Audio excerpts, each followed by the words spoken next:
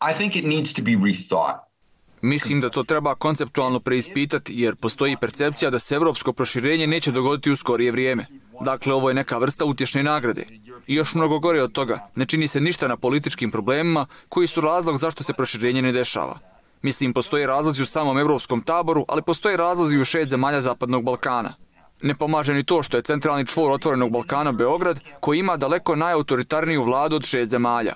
Imamo veliku potencijalnu moć i pitanje je hoćemo li imati moć da izbacimo strah iz jednačine posebno u Bosni, a mi to ne radimo. Umjesto toga, mi govorimo o kompromisu i novcu. Gledajte, ako se ozbiljno bavimo korupcijom na Zapadnom Balkanu, moramo znati da su i Evropljani spremni da iskoriste sankcije. Ima više nego dovoljno kompromitirajućeg materijala o bilo kome ko se izdigao na određeni nivo u balkanskoj politici. Stoga mislim da bi trebalo zamijeniti cijelu političku garnituru, što bi bilo od velike pomoći, posebno ako im oduzmete njihovu osnovnu alatku ljudima, prijetnje sukobom.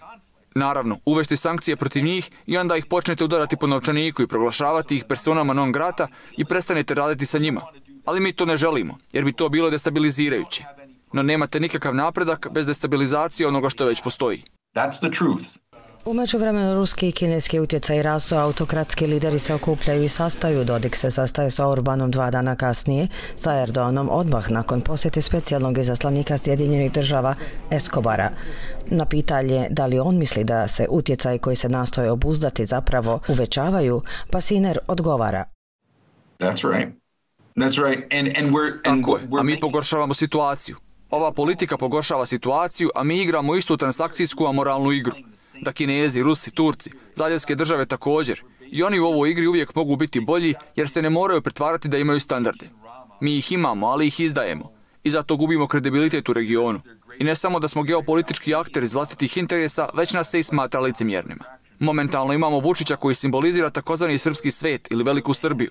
Ili Edi Ramu koji želi da bude čovjek koji predstavlja albansko stanovništvo, što je još manje popularno. I mi to prihvatamo pod Otvorenim Balkanom. A na pitanje gdje je onda Bosna i Hercegovina u tom kontekstu, Pasiner zaključuje da je na meniju i dodaje. On the menu. Na meniju.